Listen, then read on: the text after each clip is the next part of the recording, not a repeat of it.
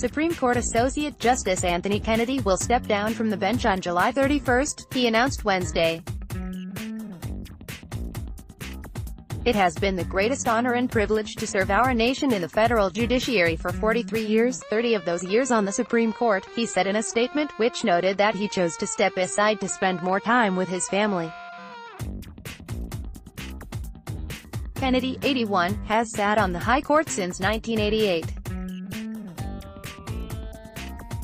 The Ronald Reagan appointee is known for his frequent role as a swing vote on 5-4 decisions. In this Supreme Court term, Kennedy sided with the court's conservative bloc in every one of the court's 5-4 decisions.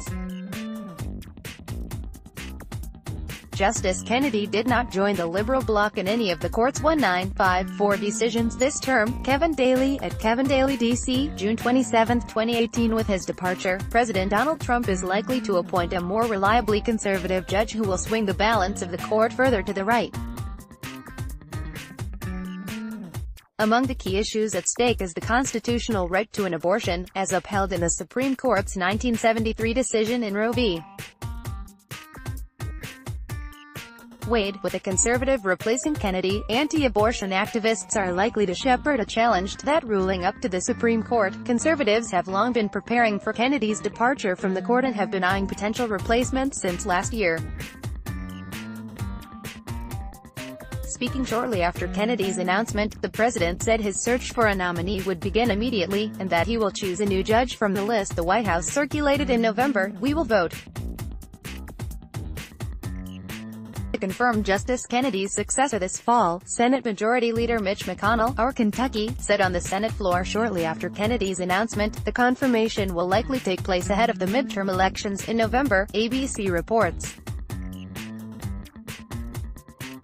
Democrats are aiming to regain control of the Senate this year. McConnell previously delayed a confirmation vote during an election year, when former President Barack Obama nominated Merrick Garland to replace Antonin Scalia after his death in 2016. Asked if the so-called Biden rule applied to the upcoming court vacancy, at Stuzy's, McConnell's spokesman, emailed, "This is not a presidential election year." Sam Stein, at Sam Stein, June 27, 2018 said. Dean Heller, RNev, facing a difficult re-election battle in the 2018 midterms, predicted in March that Kennedy would retire this year. "Kennedy leaving the bench could get our base a little motivated," Heller said at an event in Las Vegas, according to audio from Politico. Kennedy, who was raised in Sacramento, California, began his law career in private practice. He went on to teach law at the University of the Pacific's McGeorge School of Law and served on multiple judicial boards and committees. He became more prominent in the legal world after President Gerald Ford nominated him to the U.S. Court of Appeals for the Ninth Circuit, on which he served until his appointment to the U.S.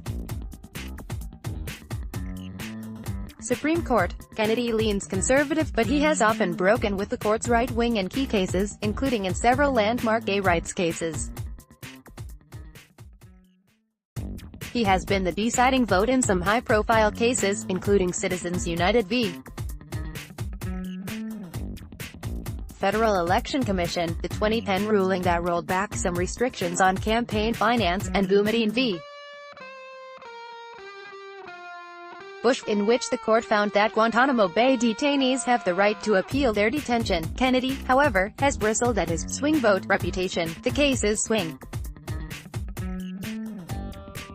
"I don't," he told Harvard Law School in 2015. Kennedy is also known for writing the majority opinion in Obergefell v. Hodges, the 2015 decision that established the right of same-sex couples to marry. Kennedy's opinion, which includes poetic turns of phrase about the importance of marriage, has become popular reading at both same-sex and opposite-sex weddings. Kennedy retirement letter. In denial about the Supreme Court, Ronald Reagan has a clear message for SCOT-US blocking Republicans. Anthony Kennedy's Citizens United disclosures have not working. Download. Do you have information you want to share with HuffPost? Here's how.